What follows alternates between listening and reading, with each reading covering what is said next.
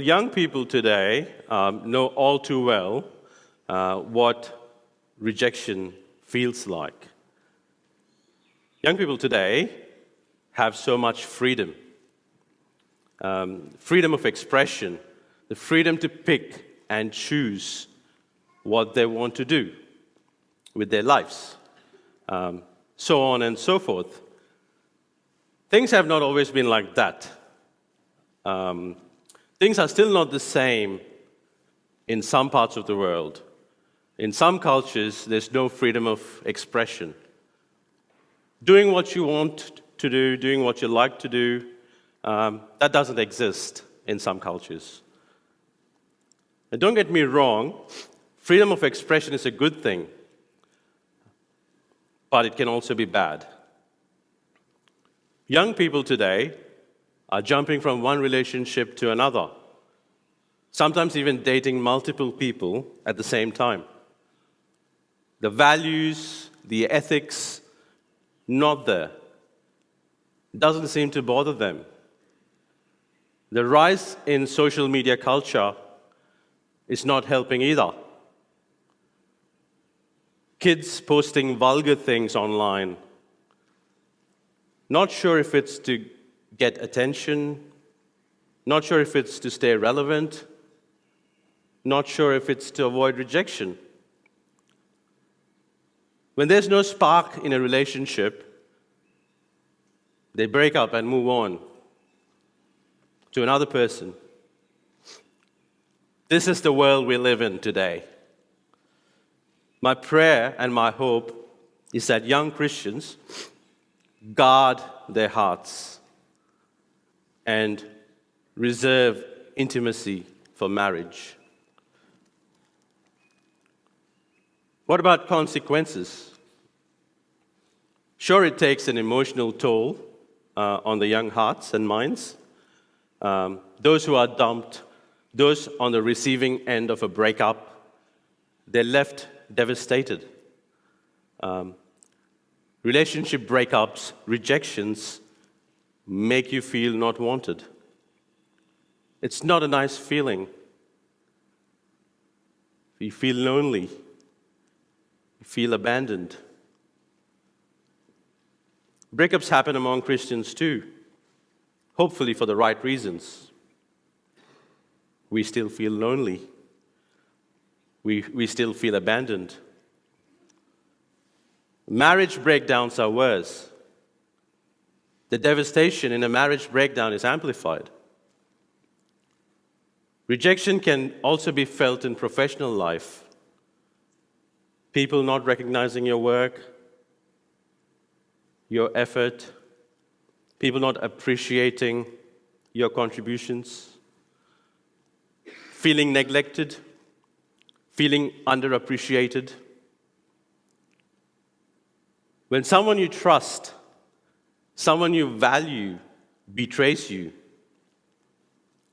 hurts you with their actions, rejection becomes more severe. As a young adult, I attended a church for many years. My first church in Australia. In a new country, in a new culture, new environment. Genuinely nice and hospitable people in this church. I made wonderful friendships over the years. And they were like my family. Meant so much to me because I moved away from my family and came to Australia. We did life together outside of church. I was completely invested. I used to look forward to Sunday mornings.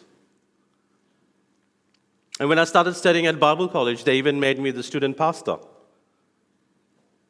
In my second year as the student pastor there, the church decided to employ an associate pastor, a Chinese pastor, for the growing Chinese population in the area. We had a large Chinese community coming to the church. Clearly the right thing to do. But it meant no room for student pastors. Budget didn't allow. I looked for other positions and left at the end of the year. The new church was initially a struggle.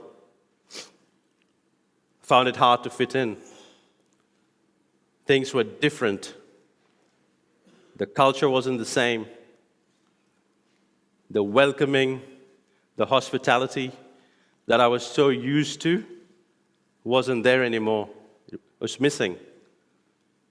Even the people I used to hang out with, my friends, my mates, slowly stopped talking.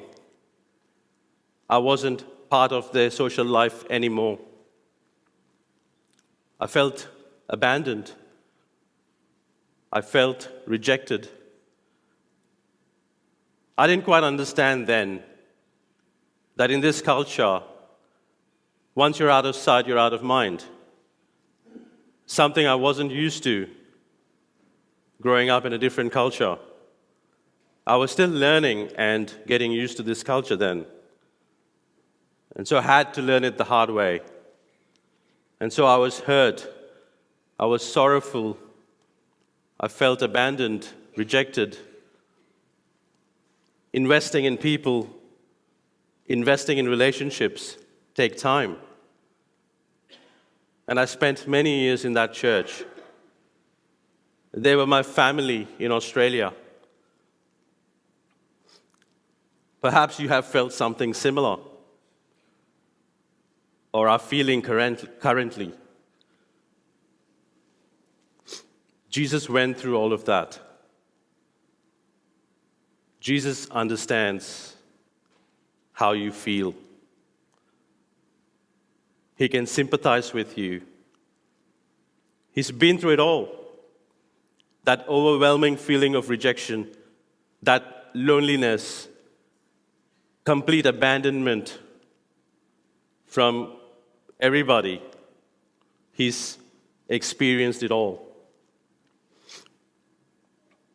We know Jesus can sympathize with our pain, with our rejection, and with our abandonment because of his own experience. Jesus experienced humanity to the fullest. Have a look at sentences 36 to 38. Then Jesus went with his disciples to a place called Gethsemane, and he said to them, "Sit here while I go over there and pray." He took Peter and the two sons of Zebedee along with him, and he began to be sorrowful and troubled. Then he said to them, "My soul is overwhelmed with sorrow to the point of death. Stay here and keep watch with me." Here we see Jesus longing for human companionship when he was deeply distressed, when his soul was deeply troubled. This is the last time we see Jesus with the disciples. Next time you see Jesus with the disciples is after his resurrection. They go to this place called Gethsemane, and they get there. He tells them to sit down, and only takes 3 of them a bit further along. Peter and the 2 sons of Zebedee, James and John, the inner circle. They're the ones who previously saw Jesus in his glory, who saw his divine nature at the transfiguration on the top of a mountain in Matthew chapter 17. Now here on this mountain, he shows his human nature. He shows his weakness. He began to be sorrowful and troubled. "My soul is overwhelmed with sorrow to the point of death," he said. What does he mean by that? Overwhelmed by sorrow to the point of death? Hebrew often uses language in that way to stress magnitude and intensity. For example, Prophet Jonah says, angry to the point of death in Jonah chapter 4 when he was angry. It just tells us about the magnitude, the intensity of the emotion. It's a painfully intense moment. Matthew doesn't tell us much about Jesus' emotions in general. Throughout the gospel, Matthew portrays Jesus as calm and composed. But Jesus shows many emotions throughout the gospel. Matthew just doesn't tell them. That's Mark. Mark, on the other hand, is notorious for telling us what Jesus was feeling. He would often leave a side note. Matthew doesn't do that. But this is one of the rare occasions where Matthew tells us about Jesus' emotional side, on how Jesus is feeling. He even seeks the disciples' support, confides in them. At his weakest point, at his weakest time, Jesus wants human companionship, wants them to stay with him and watch. When someone is sad, they seek comfort in people that are closest to them.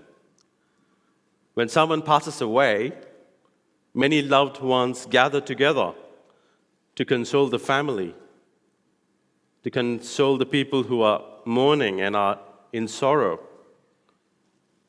And they seek comfort from their loved ones. Jesus wants the same. He's completely human.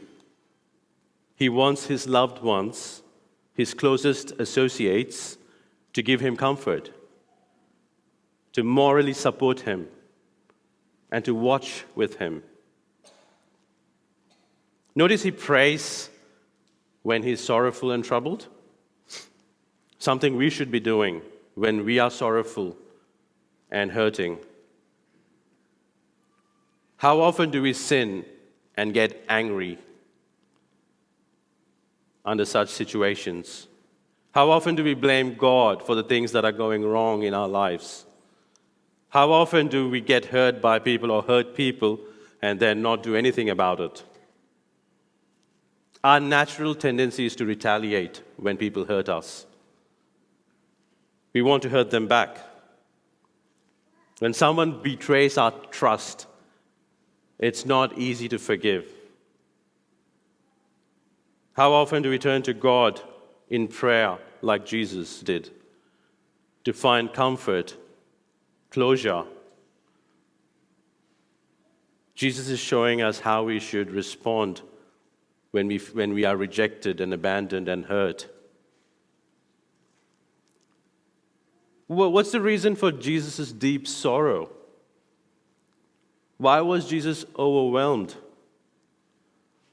Is it because he knows that he's about to be betrayed and handed over? Is it because he's about to face death? Several times he talks about death in Matthew. Wasn't sorrowful then.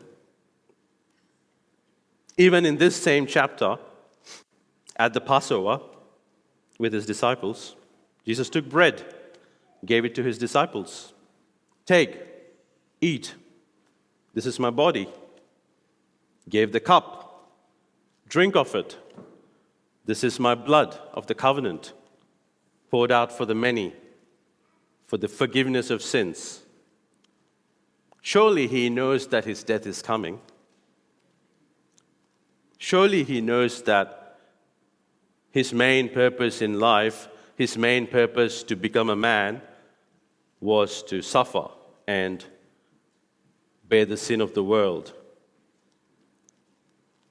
Many early Christians, martyred for the sake of the gospel, died happily and willingly. They showed no fear in the face of death. How can their founder, their leader, who without fear faced all opposition, all authoritative figures like the Pharisees, how can he be afraid of dying? It's not so much death Jesus is worried about. It's the manner of his death. It's the weight of humanity's sin. The cup he's about to drink from. Sentence 39, going a little further, he fell on his face to the ground and prayed, "My Father, if it is possible, may this cup be taken from me. Yet not as I will, but as you will." Cup in the Old Testament meant God's anger, God's wrath. The punishment on the cross, the humiliation, the flogging, that's not what was troubling Jesus.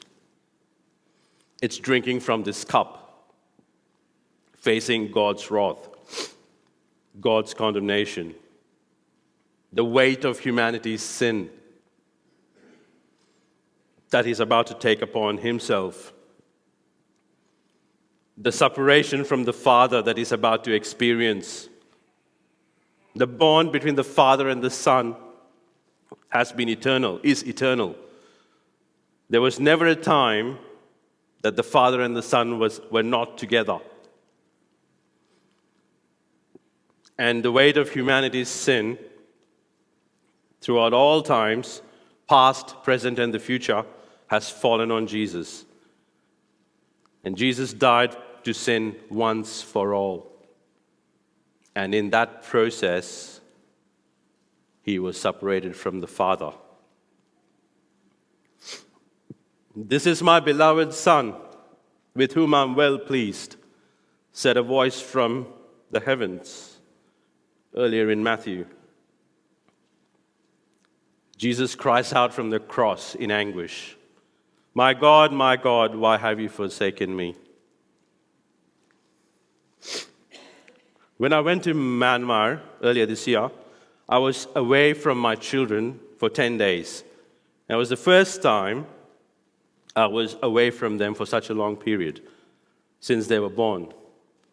And when I came back and saw them, hugged them and held them, there was this overwhelming feeling of love and joy. That emotion is just a fraction of what Jesus' emotions were at Gethsemane when he was rejected by the Father. The pain of separation from the Father, of complete rejection, so we can benefit. Notice that Jesus doesn't go against the Father's will. "Not as I will, but as you will," he says. Not only was Jesus rejected by God the Father, he's also rejected by people, by those he's closest with. Then he returned to his disciples and found them sleeping. Sentence 40. "Couldn't you men keep watch with me for 1 hour?" He asked Peter. "Watch and pray so that you will not fall into temptation. The spirit is willing, but the flesh is weak." At his weakest moment, the disciples failed Jesus, especially the three closest to him, who even said that they would lay down their lives for him. Couldn't they keep watch for 1 hour while Jesus was praying? The disciples had no clue of Jesus' pain, of the trouble he was experiencing within himself. He's about to be handed over, yet they fall into the temptation to sleep. Their eyes were heavy. Jesus goes back to pray. This time, tells them to watch and pray, because the spirit is willing, but the flesh is weak. Once again, they fail. Jesus doesn't even bother waking them up. He goes back to pray for the third time. Each time he prays, there's more clarity for Jesus. First, he asks for the cup to pass. Then he seems to have come to terms with the fact that the cup won't pass him, that he has to drink from it. And when he comes back the third time, it seems like Jesus is at peace and not troubled anymore. When Judas comes to hand Jesus over, you see a calm and composed Jesus, not someone disturbed or overwhelmed with sorrow. He's clear about his purpose after he prayed to the Father. He's clear about his mission. And that's why he prayed. And that's why we should pray in our troubled times and in our sorrow, when we feel rejected by the world. This sets the scene for what's to come. The disciples flee when Jesus is arrested. How can they not? When they fail to support him when he needed them the most. Surely Peter, James, and John, fishermen by profession, spent countless nights at the sea catching fish. Surely they should be able to stay up for one night. How could they not stay awake for one night? On that night at Gethsemane, the threefold repetition of the disciples' failure to stay awake, their failure to listen to Jesus, resonates with the threefold denial by Peter, which we heard about last week. The spirit is willing, but the flesh is weak. Surely it's not just the disciples that Matthew is written this for, is it? How many times have we done things contrary to what we want?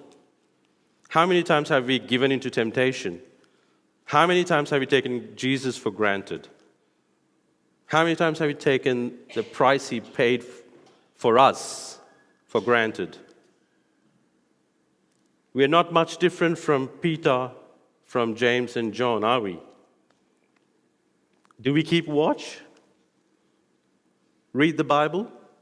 Pray? Fight temptation? Little self-reflection is all that is needed. How much are we like Peter and James and John? So we find comfort when we are in sorrow and in trouble, when we feel abandoned and rejected, knowing that Jesus was abandoned first, knowing that Jesus was rejected first, suffered a painful death. Painful because of the separation from the Father. Painful because of the weight of the sin that was on his shoulders. Painful because of God's wrath that has been poured down on him, so that we can be reconciled to God, our common Father. In that sense, Jesus, by drinking from the cup of God's wrath, gave his body, shed his blood, the blood of the covenant, bore the weight of our sin, and made peace between God and us. So we now have union with God, with the same God. We now share in the bond between the Father and the Son. We are now called God's children, as the Apostle Paul puts it, with Jesus being the firstborn. This is the new covenant. The writer to the Hebrews tells us how important Gethsemane was. He tells us how important this story of Gethsemane is for our salvation. In Hebrews chapter 5, 7-9, During the days of Jesus' life on earth, he offered up prayers and petitions with fervent cries and tears to the one who could save him from death. And he was heard because of his reverent submission. Son though he was, he learned obedience from what he suffered. And once made perfect, he became the source of eternal salvation for all who obey him. That lonely and troubled night in Gethsemane, Jesus' obedience was made perfect. He's now the source of obedience for us. He's now the source of perfection for us. He's now the source of eternal salvation for us. Have you put your trust in Jesus for his obedience and for your salvation? If not, can I invite you to consider? Can I invite you to follow him who endured great sorrow, who endured complete rejection, complete abandonment and separation from the Father, so you can come to the Father, so you can have life eternal. The weight of your sins on him were laid. Oh, what a God we have, who loves us so much that the only way to serve justice for our sins is to take it upon himself. Oh, how privileged we are to be able to be called God's children.